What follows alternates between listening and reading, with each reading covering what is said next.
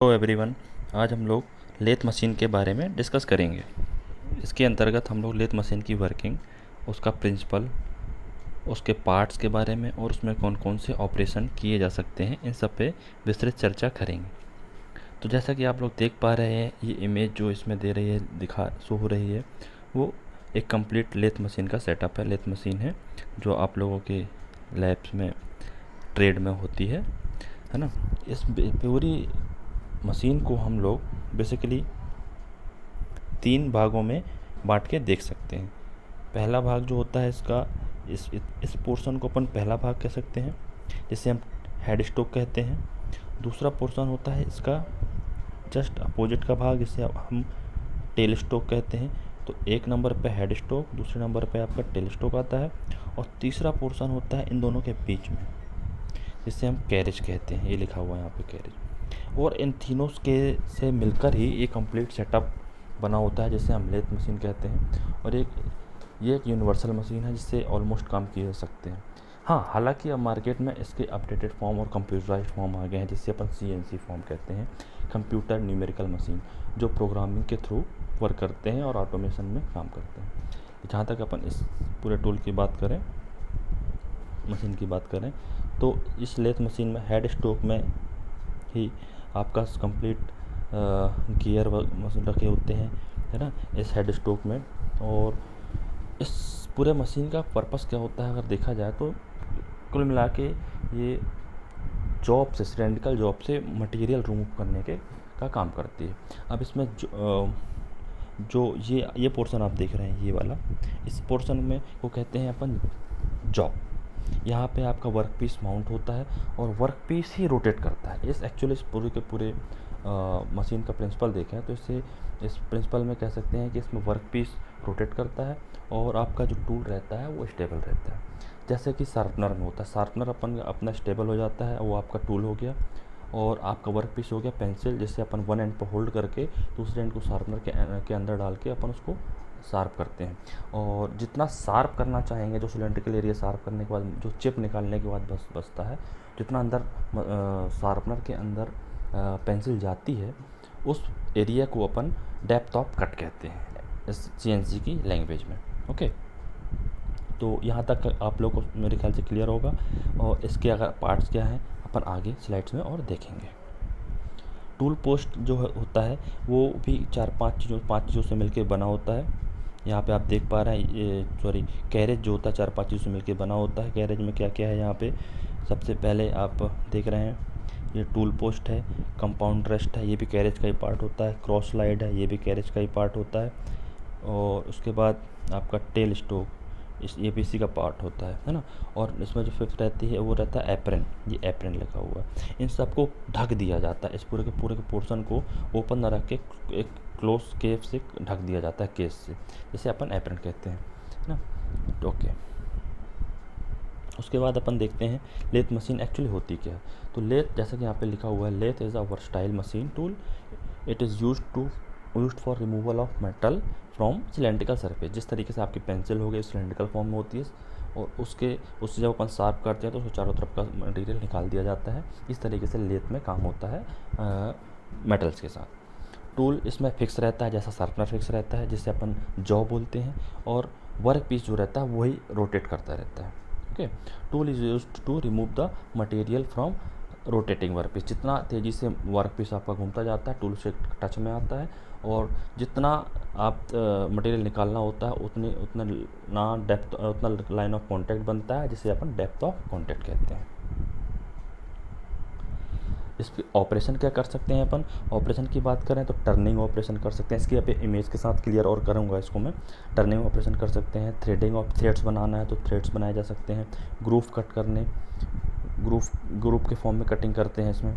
Facing operation होता है, knurling operation होता है, बोरिंग ऑपरेशन होता है। बोरिंग मतलब किसी किए हुए होल को एनलार्ज करना, to enlarge the hole of any previous done bore का, किसी पहले से बने हुए बोर को और एनलार्ज करना आपका बोरिंग कहलाता है। ड्रिलिंग तो इस नाम से स्पष्ट है, नया होल क्रिएट करना।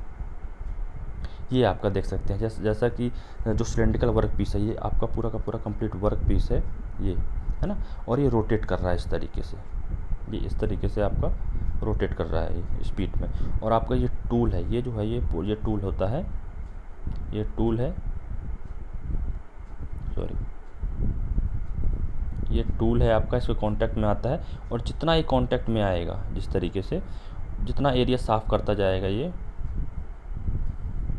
जितना भी एरिया साफ़ करेगा, क्लियर मतलब ये जितना मटेरियल यहाँ से रिमूव करेगा, वो उसका डेप्थ ऑफ कट कराएगा। तो ये यहाँ से लेके यहाँ तक ही इसका डेप्थ ऑफ कट कहलाएगा, इसको अपन एज डोनेट करते हैं।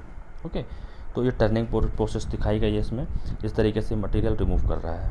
नेक्स्ट देखते हैं इसमें फेसिंग। ये किसी भी मटेरियल का क्रॉस सेक्शन को क्लियर करने के लिए यूज़ होता है। जैसे कि ये पूरा इसमें वर्क पीस लगा हुआ है और ये इसका क्रॉस सेक्शन है, ये पोर्शन, यहाँ से मटेरियल निकालना है अपन को, एक्चुअली फेस कहलाता है। इससे मटेरियल निकालना इस पोर्शन से फेसिंग कहलाता है। थ्रेडिंग, थ्रेड बनाना, जैसे आप नाम से स्पष्ट है, किसी भी वर्क पीस में, सिलेंड्रिकल वर्क पीस पे थ्रेड्स बनाने के लिए इसका उपयोग किया जाता है लेथ मशीन का। वही सिंपली उसमें अपन जॉब को, सिलेंड्रिकल जो पीस है उसको जॉब में होल्ड कर देते हैं, फंसाते हैं और वो रोटेट करता है। ये जिस तरीके से यहाँ पे होल्ड करके दिखाया हुआ, ये पूरा का पूरा आपका वर्क पीस है। और ये आपका टूल है, ये टूल यहाँ पे जाएगा और थ्रेड बनाते हुए, कट करते हुए निकलता जाएगा। ग्रूविंग क्या कहलाता है? ग्रूविंग भी यहाँ कट करना, जैसे यहाँ पे दिखाया आपको, ये ग्रूविंग दिखाया हुआ है, ये बीच में कट मारना, ये ग्रूविंग कहलाता है। लेथ मशीन में टूल कौन कौन से यूज़ होते हैं, अपन ये इस पर चर्चा करें तो सिंगल पॉइंट कटिंग टूल के द्वारा क्या क्या ऑपरेशन किए सकते हैं। सिंगल पॉइंट कटिंग टूल जो है टर्निंग टूल रहता है, इससे थ्रेड्स बनाए जाते हैं और ग्रूविंग बनाई जाती है।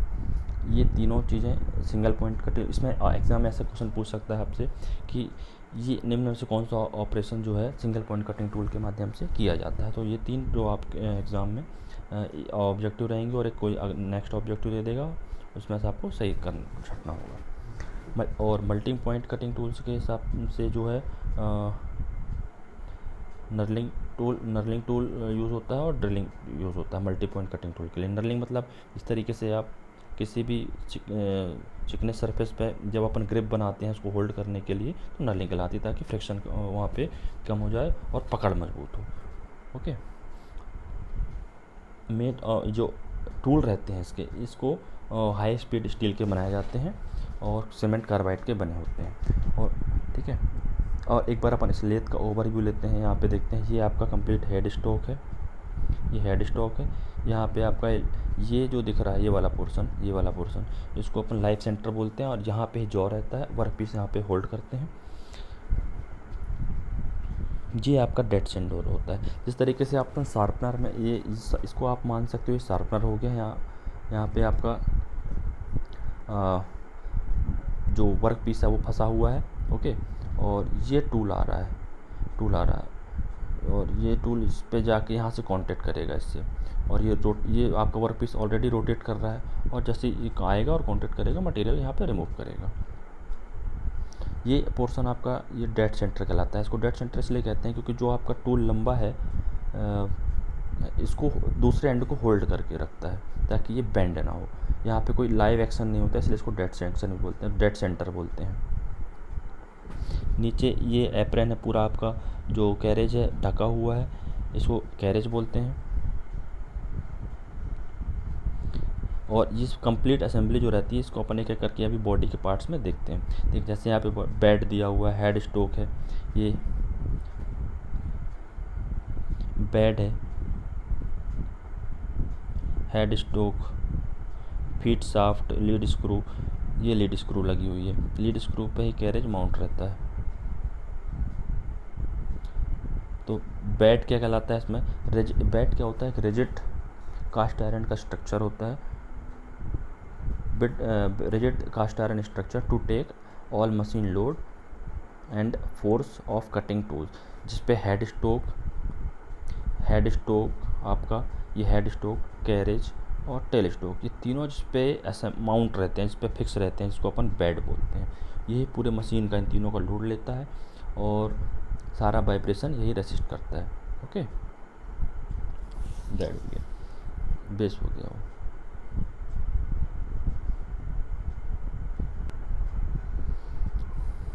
बेड क्या होता है? सॉरी, वो इस प्रीवियस जो अपन ने चर्चा की वो बेस कहलाता है। और बेड क्या कहलाता है आपका? Headstock, tailstock and carriage are mounted on the bed. ये तीनों इस पर माउंटेड रहते हैं और उसके ऊपर मतलब सबसे नीचे बेस रहता है, बेस के ऊपर आपका बेड हो गया, बेड के ऊपर तीनों माउंटेड रहते हैं। लेग्स क्या होते हैं इसी मशीन में? आप देखते हैं ये जो नीचे लगे हुए हैं, यहाँ पे इसमें क्लियर नहीं है, ये यहाँ पे लेग्स इसके लगे रहते हैं। ये पूरा का पूरा नीचे सबसे लेग रहता है, उसके ऊपर आपका ये बेस हो गया और उसके ऊपर आपका ये बेड हो गया, है ना। बेड के ऊपर ये आपका हेड स्टोक, कैरेज और ये टेल स्टोक, जिसको अपन डेड सेंटर बोलते हैं। क्लियर है? सबसे नीचे आपका बेस एक नंबर पे, ये बेस, ये आपका यहाँ पे बेड, फिर ये हेड स्टोक, कैरेज चौथे नंबर पे और पाँचवें नंबर पे आपका डेड सेंटर। अच्छा, कैरेज में क्या क्या पार्ट्स होते हैं? कैरेज में एप्रन होता है, जैसे कि अपन ने पहले डायग्राम में देखा है। सैडल होता है, कंपाउंड रेस्ट, क्रॉस स्लाइड और टूल पोस्ट।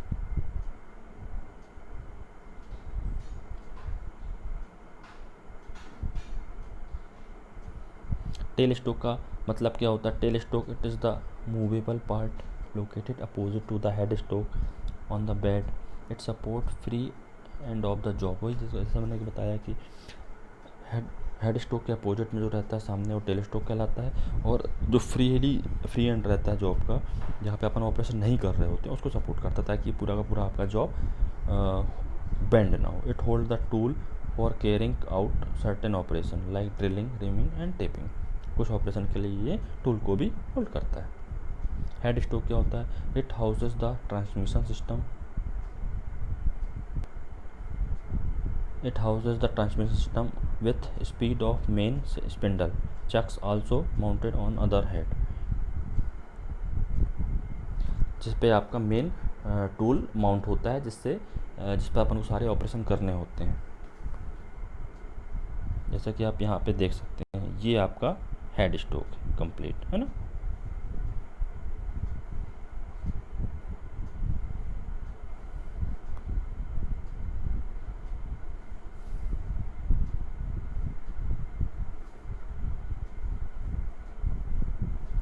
हाँ, अब अपन को देखना था चक क्या होता है।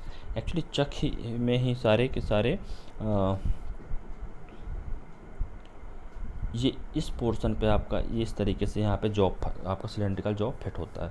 और ये थ्री जा चक्स यहाँ पे शो हुआ है, इस यहाँ से आप की से चक को अपन घुमाते हैं, चिक्की खोलते हैं, तो ये सारे अपने एक्सेस में ऊपर नीचे इसको अपन टाइट कर सकते हैं। इस तरीके से मूव होता है। ये तीनों को तीनों एक ही ऑपरेशन में होते हैं। यहाँ से ही अपन इसको घुमाएंगे, यहाँ से ऑपरेट करेंगे, यहाँ से की से, तो ये तीनों आपस में ऊपर नीचे स्लाइड करने लगेंगे।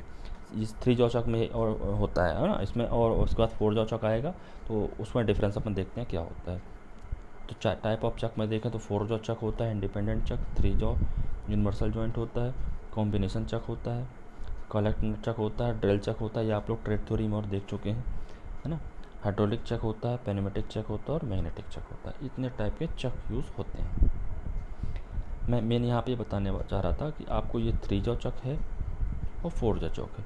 थ्री जॉ चक को ऑपरेट करने के लिए केवल एक ही की आवश्यकता होती है। यहाँ पे की लगती है और इसके सारे के जॉ ऊपर एक जो भी है एडजस्ट होने लगते हैं। जिस साइज़ का जॉब होता है आपका उस हिसाब से मूव करने लगता है और यहाँ पे आपका जॉब फंस जाता है। लेकिन जो फोर जॉ चौक है, इसको ऑपरेट करने के लिए अलग अलग की होती हैं। इसके लिए यहाँ की लगती है इस तरीके से, इसके लिए यहाँ पे की लगेगी, इसके लिए यहाँ की लगेगी, इसके लिए यहाँ की लगेगी। एक की यहाँ, तो उससे ये वाला जॉब बस मूव करेगा। दूसरी की यहाँ लगेगी तो उससे ये जॉब मूव करेगा आपका। तीसरी की यहाँ लगेगी, उससे ये वाला जॉब मूव करेगा। चौथी यहाँ लगेगी, उससे ये मूव करेगा। ठीक है, तो इससे ऑपरेट करने के लिए लेस स्किल ऑपरेटर भी अपना ऑपरेट कर सकता है। लेकिन जब फोर जो चक है इसे ऑपरेट करने के लिए स्किलफुल लेबर की आवश्यकता होती है। और ये एक नेक्स्ट टाइप का चक है जिसको अपन मैग्नेट चक कहते हैं। Okay, types of lathe machine की बात करें तो capstan and turret lathe machine आता है, इंजन लेथ होता है, स्पीड लेथ होता है, बेंच लेथ होता है, ऑटोमेटिक लेथ होता है, सीएनसी लेथ होता है, कंप्यूटर न्यूमेरिकल मशीन इसको बोलते हैं सीएनसी लेथ, जिसे मदर ऑफ ऑल मशीन बोला जाता है। टूल रूम लेथ होता है और स्पेशल पर्पस लेथ होता है। कई बार आपसे पूछा जा सकता है। इसमें जो आपका कंप्लीट लेथ है मशीन है, ये कास्ट आयरन से बनाया होता है। रीज़न उसका ये है, कास्ट आयरन जो जो इस पर ऑपरेशन होता है तो उससे हैवी वाइब्रेशन प्रोड्यूस होता है, उस वाइब्रेशन को रेस्ट करने के लिए कास्ट आयरन का उपयोग किया जाता है ना। तो वो हैवी रेजिस्टेंस को बेयर कर सकता है, और साथ साथ इस सब का लोड भी हैवी हो जाता है, तो उससे भी वो बेयर कर सकता है। लीड स्क्रू, अच्छा आप लोग को इसमें जवाब देना है कि कमेंट में कि लीड स्क्रू क्या होता है, और इसमें जो थ्रेड बने हुए हैं, ये थ्रेड बने हुए लीड स्क्रू में, मैंने इस पोर्शन को छोड़ रखा है। लीड स्क्रू क्या होता है और इसमें जो थ्रेड बने हुए होते हैं कौन से थ्रेड होते हैं। थ्रेड मतलब बहुत सारे डिफरेंट टाइप के थ्रेड यूज होते हैं, तो उसमें से कौन से थ्रेड यहाँ पे यूज होता है। ओके, तो ये था लेथ के बारे में बेसिक इन्फॉर्मेशन।